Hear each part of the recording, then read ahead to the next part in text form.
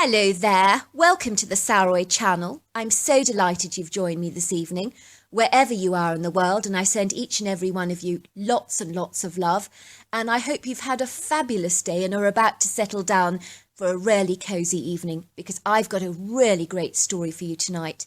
I don't know if any of you remember Beatrix Potter's books, but apparently this young girl called Amanda was obsessed with Squirrel Nutkin, and she would do anything in her power to protect the squirrel population on her farm where she lived in Georgia.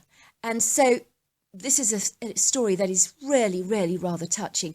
But before we get started, don't forget to subscribe, click the notification bell and the thumbs up. Dear Sarah and all your listeners, my name is Amanda and I grew up in Georgia, and I had my Bigfoot encounter in 1980 when I was a little girl of only 10 years old. My birth 10 years prior came as a big, fortuitous, unexpected bombshell to everyone. At the time, my mother never knew she was actually pregnant with me, and sadly suffered from a debilitating mental illness, which only compounded her extreme confusion. It appears that she woke up during the night to find her waters breaking. I gather she became overwrought and hysterical, believing that she was actually dying at the time, as she did not know what the strange, peculiar thing was that was actually happening to her body. My grandmother naturally knew immediately what was going on the day my mother's waters broke, as invariably most women would who had been through the birthing process themselves. However, it did come as an awful surprise even to her, because her daughter had none of the typical signs associated with pregnancy, such as the obvious weight gain, food cravings and morning sickness. However, my mother's mental illness had caused her to engage in careless, promiscuous impropriety, which was a very big side effect of her mental condition. So my grandparents had been warned by the medical profession that she could end up getting pregnant by surprise. This meant we could never establish who my real father was, which, as you can imagine, was always hard for me to come to terms with growing up. To cut a long story short, my grandmother helped deliver me at the back of her Mustang on the way to the hospital, and believes it was one of the most marvellous and memorable events of her entire life, even though I came along as an unexpected bundle of surprise to my grandparents. I was one of the greatest and most precious gifts that ever graced their lives. Unfortunately, my mother's mental illness got progressively worse, especially after I was born, and her behaviour became increasingly more bizarre and erratic. One day she went on a shopping trip and forgot me along with her shopping. Apparently she paid for all her groceries and abandoned everything. She was found later wandering around a parking lot, looking terribly confused and disorientated. The police were called, and I was subsequently taken away from my mother, who was considered too mentally unfit to care for me. My mother was subsequently hospitalised for her mental condition, which was not properly ever diagnosed, and she would spend her life in and out of various mental asylums and psychiatric hospitals while I was growing up. Sometimes I would visit her in these soulless prison-like buildings upon the insistence of my grandmother, who believed it was absolutely imperative that I got to know my mother, even though she was not completely of sound mind. On the inside, these places were even worse than on the outside. All these years later, I cannot forget how grim, austere, colourless and clinical these places actually were, with a very sinister, disquieting, creepy kind of energy about them. The worst thing was the smell of urine that wafted and trailed down every single corridor, and attempts were taken to disguise the atrocious odour with heavy disinfectants, with little success, I might add. I would see some seriously disturbed, aggressive, pugnacious patients shrieking and being tied down to beds with leather straps by several frenzied doctors in white coats. The patients would be biting, screaming and kicking rebelliously. It was almost like they seemed to develop a supernatural strength, and my grandmother told me that some of the nurses at the facility believed that some of these mental cases they dealt with appeared to be people who were demonically possessed rather than mentally ill. On one occasion, the facility did actually ask a priest to come over to see a patient, as the woman in question was seen crawling up the wall with her head swivelling in peculiar angles, and she was growling and hissing belligerently. A priest was called to the suspected case of demonic possession, but after being attacked violently by the patient, he fled away in absolute terror, saying that he had seen the devil himself, and he never ever came back, he was so terrified.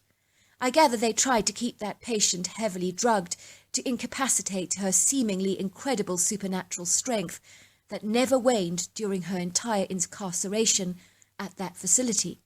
I never did actually find out what became of her. Then there were these wacko people with their white, doughy, anemic skins, running down the corridors with contorted expressions on their faces, shrieking and screaming like demented animals, oscillating their arms in defiant gestures, while hospital staff dashed after them to sedate them and calm them down. It was literally terrifying to observe, and truly these patients would send chills down my spine, because some of them looked like the walking dead that you see on those zombie movies. This sort of thing really did happen in those days. When we would visit my mother, she was sometimes so spaced out that she would not even know you were actually there, and she never seemed to understand that I was actually her daughter. It would be like she would be staring blankly at the ceiling and then pointed at things with a wacko, loony look on her face that neither my grandmother or I could actually see. She would see spiders crawling up the walls and monsters that weren't there, and she would hear voices in her mind drumming away in her head, and would complain relentlessly that these voices would never stop instructing her day and night on what she needed to do.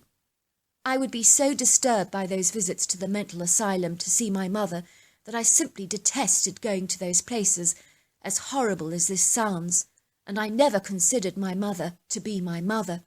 Her strange mannerisms and weird, erratic, somewhat bizarre deportment meant that she had no place in my young life, and I really tried not to think about her in that gruesome mental facility. As a result, I was legally raised by my true grandparents, who had sole custody over me. We lived in the heart of the Georgia countryside. My grandparents were pretty elderly at the time, but they gave me an absolutely amazing upbringing. We lived in an idyllic little quintessential 1800s farmhouse that was restored and renovated in the early 70s and was in excellent pristine condition, still maintaining the historic integrity of the building. Our farmhouse was situated at the back of a very large dirt road, where the bordering embankments consisted of thorny briars, where huckleberries and blackberries would grow wildly and were wonderful to eat in season. I used to pig out on those things and return home with blue stains all over my mouth. We were also situated close to many hiking trails and vast areas of natural forest that literally stretched back for hundreds of miles. They consisted of red cedar trees, oaks, maples, sweet gum, and plenty of other varieties of tall, majestical trees that towered in the blue-grey firmament like masterful statues covered in carpets of golden green leaves. My grandparents had a huge orchard on the left-hand side of our property, where we grew those typical peaches Georgia is so famous for, as well as juicy, delicious plums, pears, and pecans. My grandmother made the best peach cobblers you have ever tasted, and pecan nut pies that were so scrumptious, and she literally won prizes for her cooking prowess because they were so good.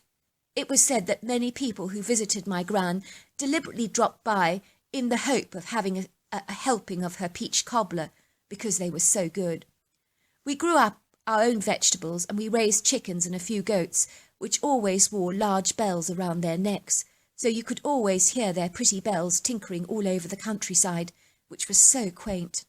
My grandfather had a particular penchant for goats, and had always loved them, almost as much as his two devoted black Labrador dogs that literally followed him everywhere he went, as if they were joined to his hip. Our cosy, sumptuous home was surrounded by magnificent undulated emerald green valleys and rambling countryside that, as I told you before, spread back for miles. As a young girl, I was strongly forbidden to go exploring in the forest because I was informed that it was not safe because of wild animals. I was told that I should just play in the yard close to the house, but as my grandparents were elderly, every time they invariably indulged in an afternoon siesta, I would rebelliously take that opportunity to go exploring in the woods. I was a fearless child that simply loved exploring and adventuring, and I loved frolicking around in the woods and perceiving all the animals, especially the squirrels, because they have fascinated me so much for some reason. I loved the way that squirrels would nibble and gnaw the acorns with their dainty little paws, staring at you with their alluring, bright brown eyes. I watched them, seemingly engrossed for hours, scampering and scooting up onto trees, with such nimbleness and dexterity, and I was totally transfixed by them. I thought they were the most incredibly beautiful animals in the whole wide world, and nothing matched them. My grandfather, who was once a keen squirrel hunter, was prohibited by my grandmother to hunt squirrels ever again, because I loved them so very much. One time when I was about 7 years old, he came back from a hunt in the woods with a huge handful of squirrel pelts, and I just cried and cried like a baby because I was so utterly dismayed. I was so passionate about squirrels that I tirelessly read all Beatrix Potter's books with a fervent passion, and I adored all the superb illustrations. Squirrel Nutkins was my favourite character. He was an impertinent red squirrel, and the story was about his narrow escape from an owl called Brown Owl. I was always so happy that the naughty squirrel managed to escape the predatory eyes of this horrible owl. My whole bedroom was covered with posters of squirrels. My grandfather once came into my bedroom, sat on my bed, and looked at all my squirrel posters with a perplexed, somewhat intrigued look on his face, and he even looked at my Beatrix Potter's pictures of Squirrel Nutkins. "Why do you like squirrels so much?" he asked me quizzically. I replied, "They're so cute, funny and clever, and they're my best friends." My grandfather looked at me and said, "You're a funny one." "You are." He ran his hands through my hair, shook his head, and said, "I wouldn't change you for the world."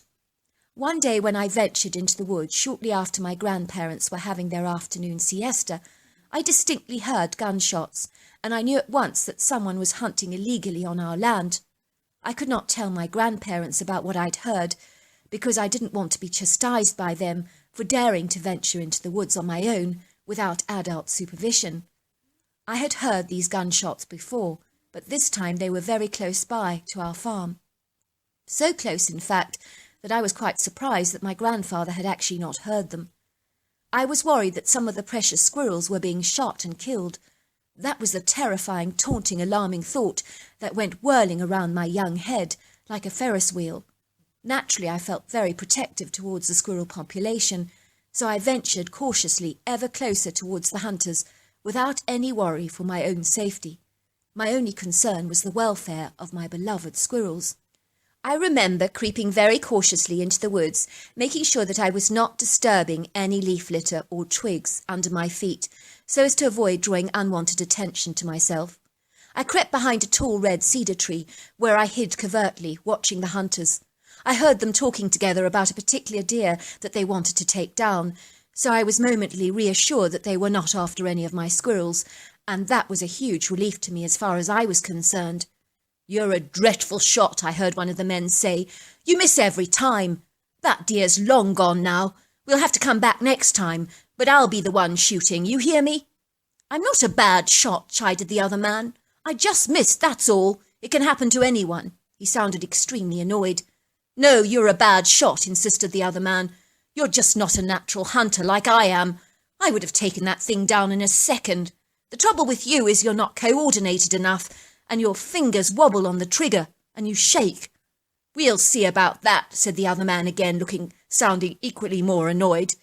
"You'll be eating your words. I'm not as clumsy as you're making me out to be."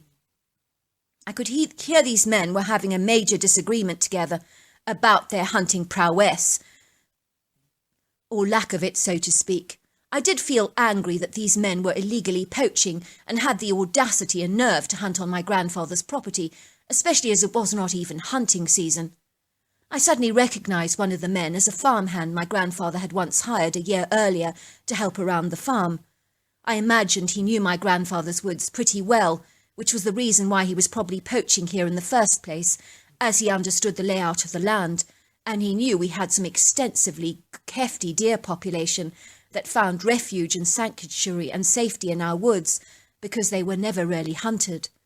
As I pondered all these thoughts in my mind, suddenly I heard a very heavy, thunderous sound coming through the woods, and it sounded like something stupendous was coming towards us, but it sounded distinctly bipedal.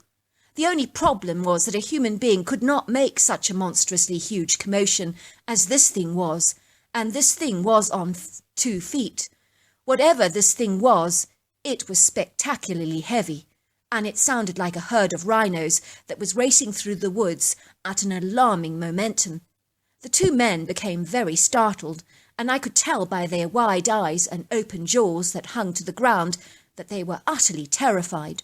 One of the men said, "What the heck was that? Did you hear it?"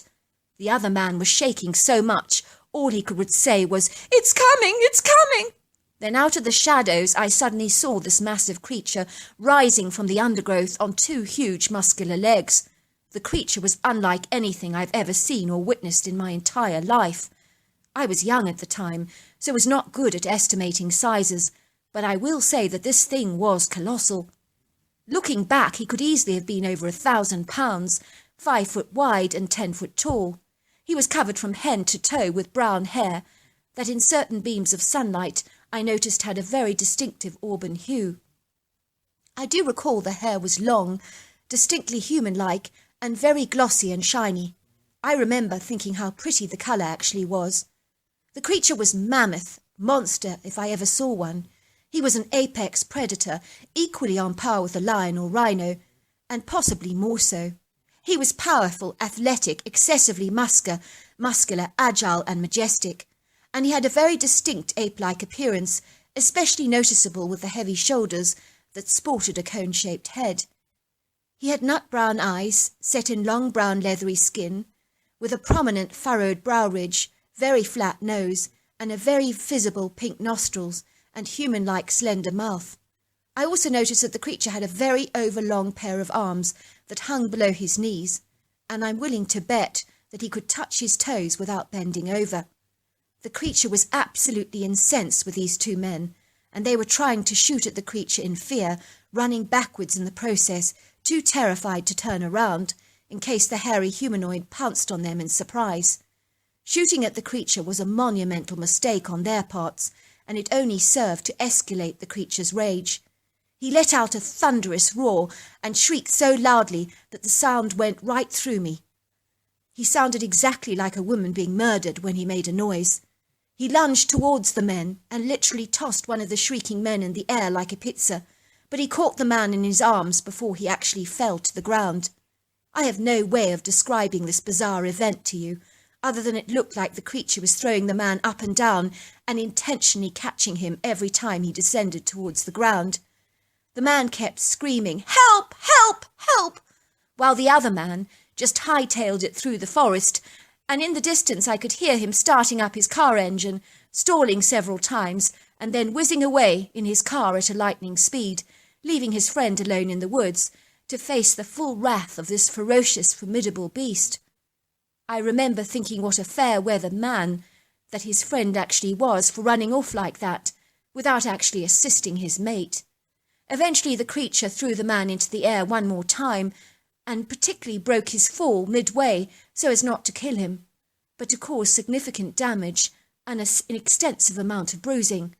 Once he'd done this, he made a few angry grunts, and then he just disappeared into the woods on his long, agile legs, leaving the man stranded in the woods, sitting on the ground looking quite dazed, confused and shocked, hardly daring to believe that he had not been killed and had actually escaped with his life. I realised that the injured man was in fact the farmhand that my grandfather had hired last year. I really do not think the creature was intending to kill him, but I think he wanted the men off his land, and that was the distinct impression I got. It was as if he was warning the men off his turf. So to speak, he was giving them a clear warning message: do not come back here again, or I promise you I will not be responsible for what I do next time. That was the kind of message he was giving out. You're probably wondering what my reaction was to this strange creature. Well, it terrified me, to be sure, especially because it was so monstrously huge and powerful, but at the same time I was so stunned by seeing such a peculiar creature in our woods that bore a strong resemblance to an ape, and yet at the same time had a very distinct human-like trait. I truly think I was somewhat strangely bedazzled and in awe of the creature, so much so, in fact, that I believe my terror was marginally suppressed by sheer amazement and awe that this majestic, lofty and powerful creature had aroused within me. I was also amazed by how intelligent this creature actually was. I did ponder as to what the strange creature could actually be, as I'd never heard of such an amazing creature existing in North America before. I watched the man struggling to get up. He was groaning in pain and clutching his leg. He could barely move, so I surreptitiously slipped out of the woods as quietly as I could. I called my grandfather, but I told him I'd seen someone going into the woods, a man, and I didn't want to tell him what I'd seen for fear of being reprimanded for going into the woods myself without being supervised. I knew that if I told him I'd been in the woods, that I'd be grounded and get into trouble. My grandfather muttered something angrily under his breath about poachers, and then got his rifle, escorted by his 2 devoted Labradors, and proceeded into the woods. A while later he came back, helping our old farmhand into the kitchen, asking him what on earth he had done to himself and why he was in the woods in the first place. I thought I'd take a shortcut, he lied. I was coming to see you to see if you had any jobs going, as I'm a bit strapped for cash these days. I was walking and got caught up in some old tree limb and had a bit of a nasty fall. A bit of a fall, laughed my grandmother, mopping the man's wounds with her disinfectant. You look like you've been through a mince grinder, but luckily you'll make a full recovery in a few days, but you will need lots of rest. I can see you've sprained your ankle very badly there. My grandmother insisted that the farmhand stayed in our home until he had been nursed better and had fully recovered, and my grandfather gave him a job around the farm. I was secretly irritated that they were helping out this dishonest farmhand, but I never had the guts to tell my grandparents anything about what I'd seen that day, nor about the strange hairy humanoid that I'd actually encountered. One day we got a call from the mental facility telling us they were closing down. There was a mention of Ronald Reagan in all the papers. He was closing down some of these nefarious institutions. We were told that my mother could come home and needed to be collected the very next day, and she only needed a few assistants with some medication. That was all. I'm sure they were telling everybody that had a relative in a mental facility that they could all come home, because the government was shutting all these places down and the patients had to be relocated. I was absolutely terrified because my mother was bark-raving mad. And hearing this, my grandmother was so flustered that she actually dropped all the hen's eggs on the floor that were gobbled up gratefully by Bella, our rambunctious Labrador. Then she even forgot to put baking powder in her chocolate cake and produced a flat pancake instead that looked remarkably like a kombucha SCOBY. Never once had I ever seen my grandmother so dithery before. I knew she was not looking forward to my mother coming back into her childhood home with the 3 of us. My grandfather also walked around the place wearing such a perturbed, troubled expression on his face, and I could tell he was disquieted about my mother's return. When my mother did come home, it was absolutely awful for all 3 of us. She hardly acknowledged us and walked around aimlessly in a non-compos mental state, sometimes banging her head against the walls in a psychotic way, causing her head to bleed. So even my grandmother had to bandage it up. I would wake up in the middle of the night, sensing that something was staring at me, and I'd look up to find my mother gawking at me with those vacant eyes of hers. She would stand over my bed, staring and staring at me. I was so terrified because she looked so deranged, especially when she was wearing her white gown and a head bandage. Sometimes I would go into her bedroom and she would be rocking backwards and forwards in a restless way that made it look like she was possessed. If you would talk to her, she would never say a word. You were always met by this big wall of silence.